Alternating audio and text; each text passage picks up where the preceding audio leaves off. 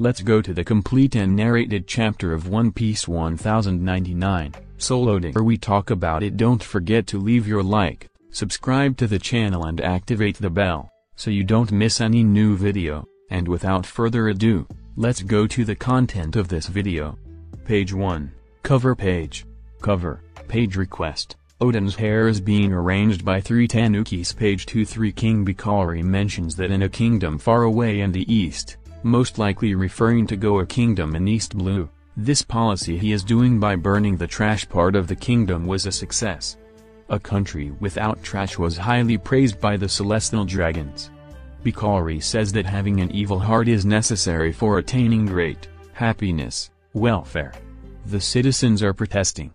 Bikari says to his guards to shoot 4 or 5 persons and says that this is for a great cause.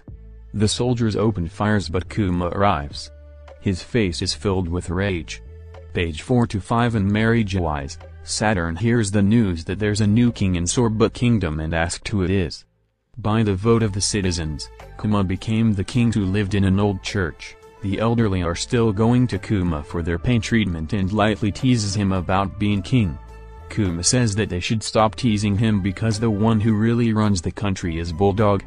Kuma says he's just an ornament for the sake of safety.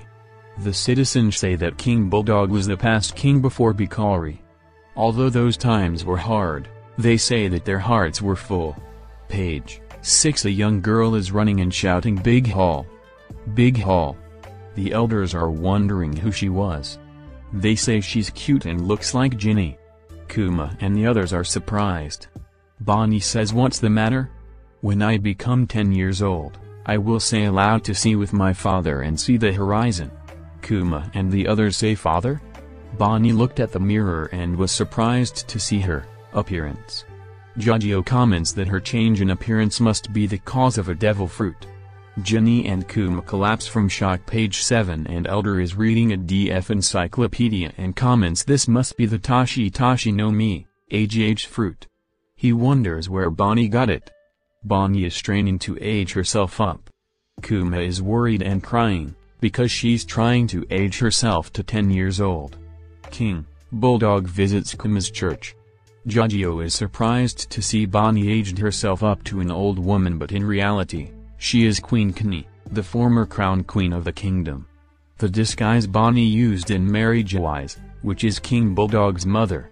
Bulldog introduces himself to Bonnie and says he has important matters to discuss with Kuma. Page 8 Bulldog tells the news about Kuma being an evil ruler in the newspapers.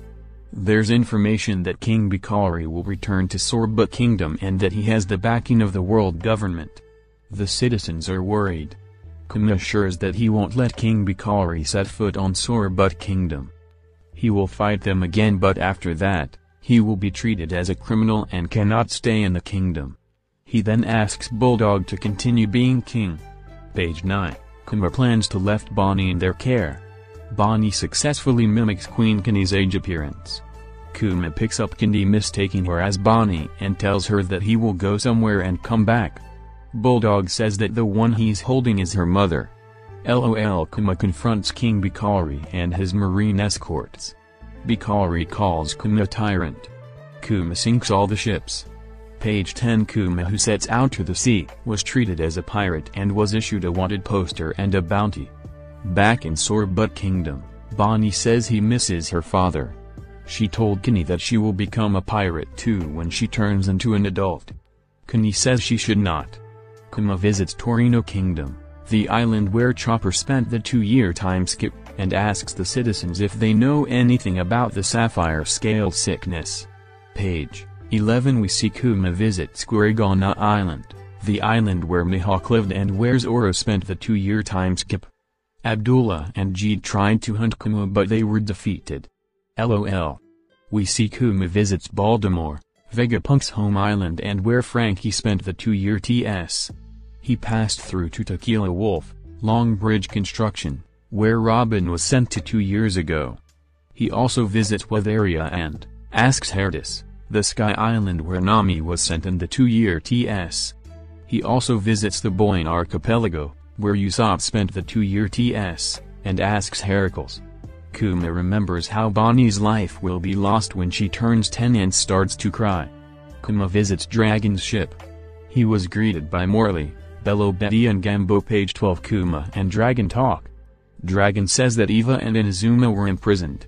Dragon tells that the time that he didn't see Kuma, Kuma became a king, a tyrant and now a pirate.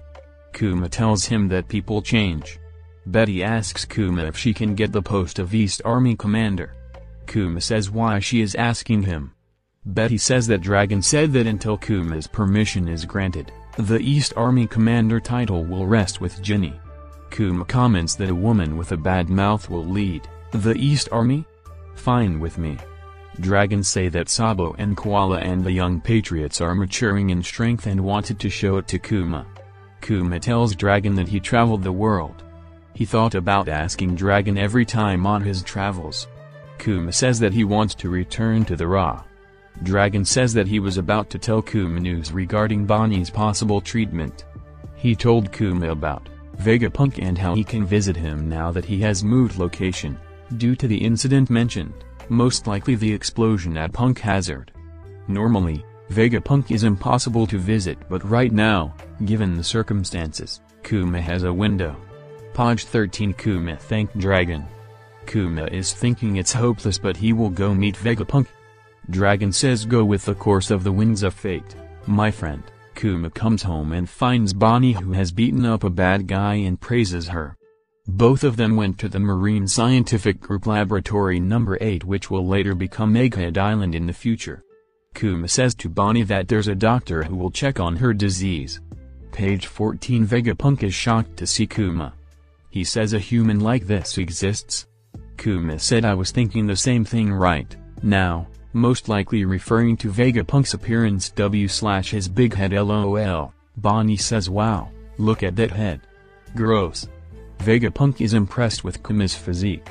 He asks to get a sample of his muscles, for the sake of scientific advancement. He also tells Bonnie is a cheeky child but says he doesn't mind it. Vegapunk praises Kuma for stopping the advancement of sapphire scales until now. Vegapunk says it can be cured. He will use a technology that's still not being used in modern medical treatment.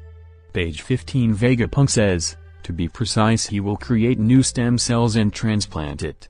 But it's complicated and will cost a lot of money, just like creating a cyborg. Kuma says I will become a cyborg?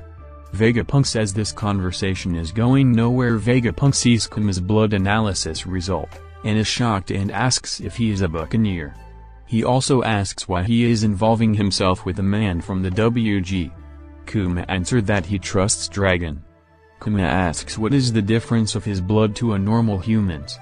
Vegapunk says that he has no sample that can explain it in detail yet. Vegapunk then asks Kuma to become the model of his clone army. He says that he was looking for the perfect candidate. If Kuma agrees to become the blood sample source of his clone army, he will do Bonnie's treatment for free. Vegapunk says plus, you don't have money anyway, right?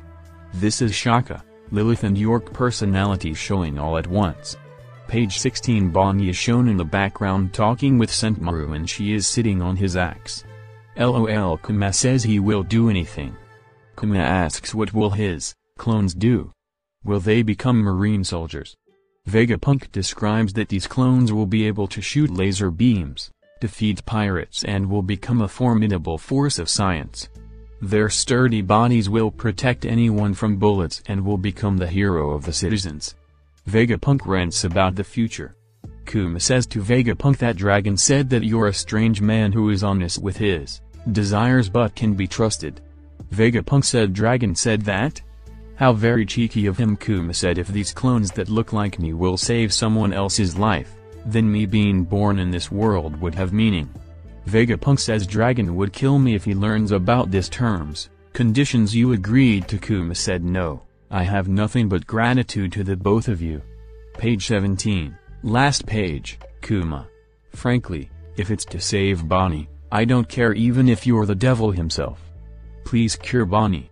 Vegapunk: you're such a saint.